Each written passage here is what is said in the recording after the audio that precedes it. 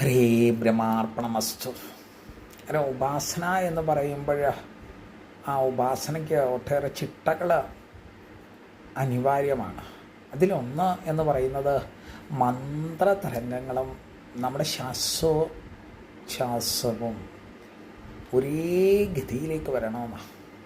ഇത് രണ്ടും ഒന്നായി നിൽക്കണം. അതുപോലെ തന്നെ ഏത് മൂർത്തിയാണോ നമ്മൾ ഉപാസിക്കണത്, ആ മൂർത്തിയുടെ ഒരു ചൈതന്യം നമ്മളിൽ, നമ്മുടെ മനസ്സിൽ അങ്ങോട്ട് ഒരു പ്രതിഷ്ഠ പോലെ, അങ്ങോട്ട് പ്രാണപ്രതിഷ്ഠ പോലെ അങ്ങോട്ട് പ്രതിഷ്ഠ ചെയ്യണം.